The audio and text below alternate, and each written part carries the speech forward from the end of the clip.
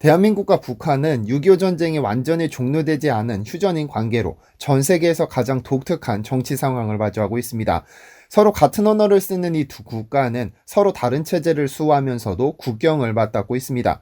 이런 상황에서 언제 누가 전쟁을 일으켜 상대방에게 치명타를 입힐지 모르기 때문에 두 국가 간에는 치열한 정보전이 전개되고 있습니다. 때로는 제3국에서 또 때로는 직접 간첩을 침투시켜 주요 요원을 제거하는 등 특수한 작전이 지금 현재까지도 진행되고 있습니다. 그런데 후 70년이란 세월이 지나면서 존재했으나 이름도 군번도 없이 그 존재가 절대로 드러내서는 안 됐던 부대가 있습니다. 말 그대로 쥐도새도 모르게 나타났다가 사라져버린 특수부대인데요.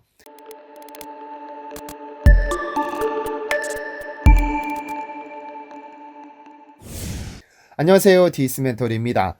지난 2003년 12월 한국에서 한 영화가 개봉됩니다. 이 영화는 한국 영화 역사상 최초로 천만 시대를 열어준 상징적인 영화이면서 이 영화 이후로 한국 영화 시장이 급속도로 커지기 시작했죠.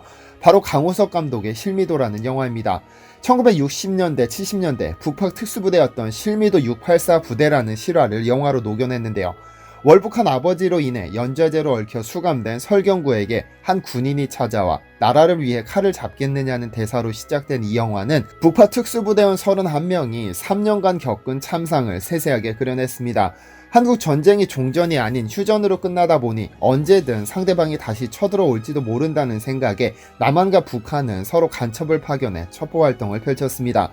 정치공작, 무장게릴라, 첩보활동이 지속적으로 전개되면서 남한에서는 명칭과 조직이 바뀌면서 엄청난 숫자의 공작원을 북한에 침투시키는 첩보부대를 운영했고, 북한 역시 김신조 등을 남한으로 잠입시켜 특수임무를 부여했습니다. 1960년대 말을 기점으로 남북 간 간첩 파견 활동이 정점에 달했으나 1972년 7.4 남북 공동성명을 계기로 간첩을 파견하는 등의 작전은 중지된 것으로 알려졌는데요. 물론 겉으로 그렇다는 이야기입니다. 휴전 이후 1972년까지 북파공작원으로 파견된 총 인원은 10,000명이 넘는 것으로 조사됐고, 이들 중 7,726명은 실종된 것으로 알려졌습니다. 과거에는 북파공작원의 존재 자체도 부정되었으나 2002년 북파공작원의 실체를 인정하는 법원 판결이 내려지면서 일반인에게도 공개됐지만 얼마나 많은 북파공작원 부대가 존재했는지를 정확히 아는 경우는 없습니다. 모두 전멸했거나 사고를 당해 부대 자체가 없어진 경우 당사자들이 아닌 이상 정확히 알 수는 없죠. 그래서 현재까지 알려진 것을 토대로 대한민국을 위해 군번도 계급도 이름도 없이 특수한 임무를 부여받았던 부대를 알아볼까 합니다. 지난 1968년 박정희의 간담을 서늘하게 만든 사건으로 남한이 발칵 뒤집혔습니다. 박정희라는 이름도 함부로 부르기 어려웠던 1968년 TV에서는 한 남자가 당당하게 박정희를 제거하러 남하했다면서 쏘는 듯한 눈빛으로 카메라를 보며 말했죠. 그의 이름은 김신조로 그를 포함해 북한의 특수부대 민족보위성의 소속 31명의 간첩이 남한의 혼란을 야기할 목적으로 침투하다 청와대에서 불과 800m 떨어진 서울 한복판에서 불시 검문으로 검거됐죠. 그들은 1월 16일 황해북도 연산을 떠나면서 한국군의 복장과 수류탄 및 기관 단총으로 무장해 남한으로 침입하는 데 성공합니다. 그들은 우연히 파주 법원리에서 우씨 사형제를 만나게 되는데, 이들에게 북한 공산주의 체제를 실컷 설명하고 경찰에 신고하지 않는다는 다짐을 받고는 풀어줍니다만, 이 우씨 형제가 현명하게 신고하는 바람에 대대적인 수색작전이 시작됐습니다. 어쨌든 서울까지 무사히 잠입해 청와대로 향하다 검문에 검거되고 말았는데요. 총 31명 중 29명이 검거 중 사망하고 1명은 북한으로 탈출, 그리고 유일하게 생포한 인물이 바로 김신조입니다. 그들이 침투하면서 소지한 무기는 기관 단총 31정, 실탄 9,300발, TT 원총 31정, 대전차형 수류탄 252발, 방어용 수류탄 252발, 단도 한정씩 각 31개로 완전한 중무장을 갖췄죠. 이 사건으로 남한은 발칵 뒤집혔습니다. 무엇보다 예비군 부대를 창설하는 계기가 되었고, 이 121 사건을 계기로 박정희는 김일성을 제거할 목적으로 북파공작원 부대를 설립하기 시작합니다. 영화로도 잘 알려진 실미도 부대는 공군 소속 특수부대였는데, 실미도 부대를 능가하는 북파 공작 부대가 육군에도 존재했습니다. 바로 선갑도 부대죠.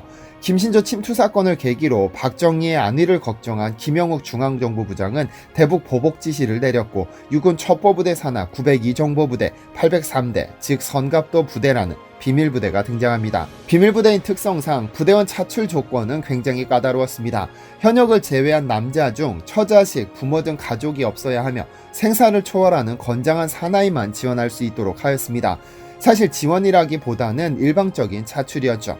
그런데 성갑도 부대원들은 일반인들이 아니었습니다. 이 조건을 모두 만족시키는 교도소 죄수를 중심으로 공작원을 차출했으니까요.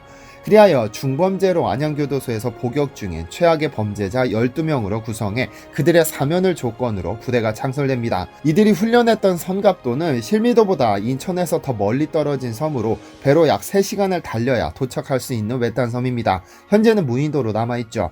이들의 훈련 교범은 일본의 특수정보학교, 영국의 MIS 및 미국의 CIA를 롤모델로 하였고 이들의 훈련은 실미도를 능가한 것으로 알려졌습니다.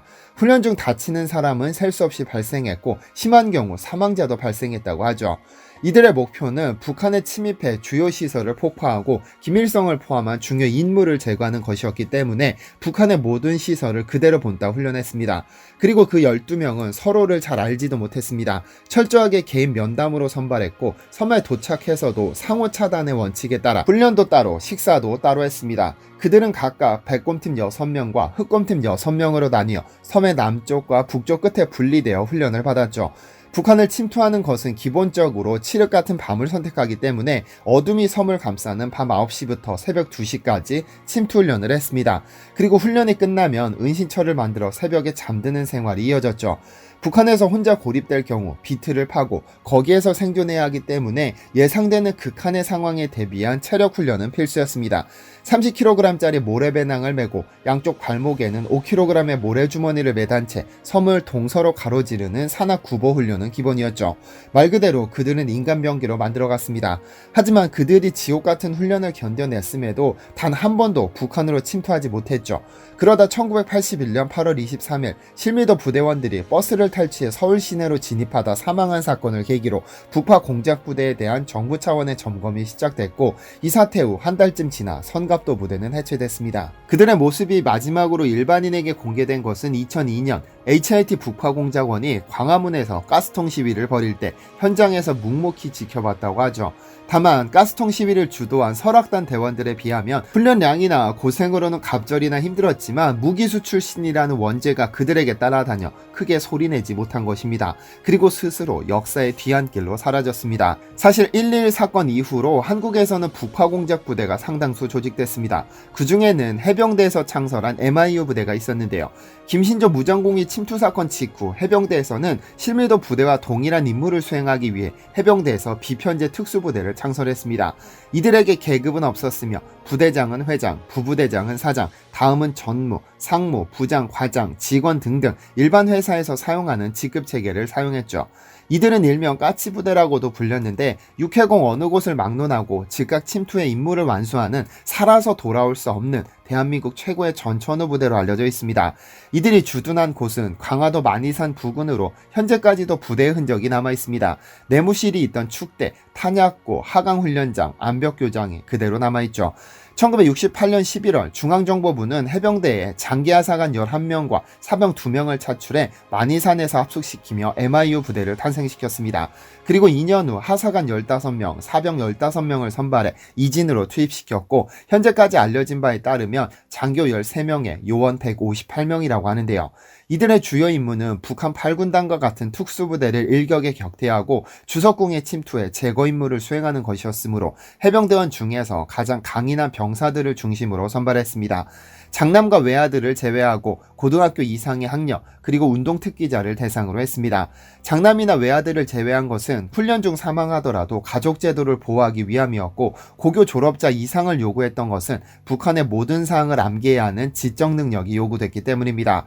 운동선수를 중심으로 선발했기 때문에 가령 야구선수의 경우 100m 떨어진 곳에서 달려가는 사람을 상대로 돌을 던져 쓰러뜨릴 수 있겠느냐고 물은 뒤 가능하다고 하면 실제로 이를 확인한 뒤에 입대시켰습니다. 복싱 선수 출신의 경우 같은 덩치 3명과 싸우며 몇 분 내 쓰러뜨릴 수 있느냐는 질문을 받고 30분 내에 할 수 있다고 답하면 이를 실제로 테스트해 봤다고 하는데요. 입대 후 이들은 위장을 위해 장발을 허용해 주었고 북한군 복장에 무기조리, 북한 상황을 세세하게 암기하며 혹독한 훈련을 거쳤습니다. 모든 요원들은 훈련에 임하기 전 나라를 위해 몸바치는 것이며 따라서 국가의 보상을 요구하지 말자는 유서를 썼다고 알려져 있습니다.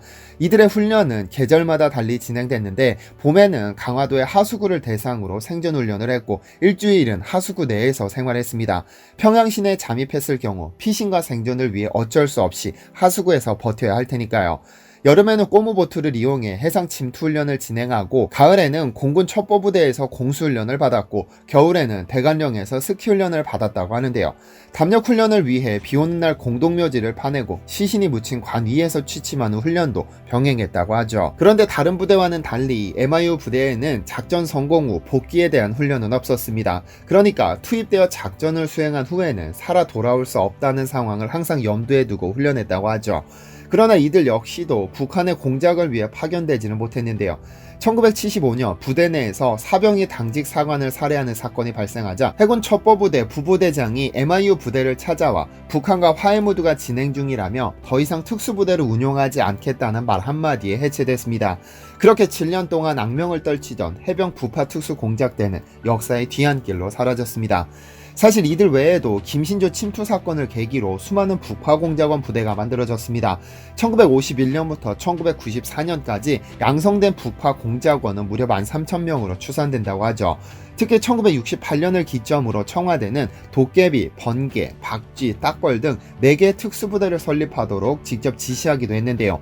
이들은 새벽 눈 뜨자마자 총쏘기, 탱크 폭파, 적군 제거 등 인간 병기로 태어나기 위해 갖은 고통과 인내를 감수해야 했습니다. 그러던 중 68년 8월 미국 존슨 대통령이 납북된 미 해군 첩보한 푸에블로 승조원이 무사 귀환할 때까지 작전 중지를 요청하면서 대기하다 1969년부터는 실제로 작전에 투입되었죠. 비무장 순찰병 제거 및 감시초소 폭파 등 임무를 수행했는데 그중 수많은 이들이 죽어나갔습니다. 그러다 작전이 끝난 후에는 쫓겨나다시피 강제로 전역당했죠. 무엇보다 문제는 이들은 국가 차원의 포상을 약속받고 투입됐지만 정부는 이들의 존재 자체를 부정했고 경찰 및 정보기관 등에 의해 기피자로 등록돼 항상 감시하에 살아야 했습니다. 자신들의 존재를 드러낼 수도 가족들에게 설명할 수도 없었기 때문에 그들의 젊은 시절은 말 그대로 죽은 시간이 됐죠. 이제라도 이들의 존재를 인정하고 젊음을 빼앗아 국가에 강제로 헌신시킨 그 공을 인정해 주는 것이 옳지 않을까 합니다. 많은 남자들이 궁금해하는 질문 중에 하나는 과연 시대와 국적과 작전을 제외하고 순수하게 평가했을 때 가장 강력한 특수부대는 어디일까라는 질문일 텐데요. 영국의 스페셜 에어포스나 미국의 대북그룹, 이스라엘의 샤헤트 13, 그리고 러시아의 스페츠나츠까지 이름만 들어도 가슴이 뛰는 특수부대들이 존재합니다. 한국에도 역시 많은 특수임무를 띈 부대들이 존재하죠. 그런데 개인적으로는 1960년대 말에 존재했던 북파공작원 부대가 가장 강력하지 않았을까 하는 생각을 해봅니다. 물론 그들의 자웅을 겨뤄볼 일은 없겠지만 말이죠. 시청해주셔서 감사합니다.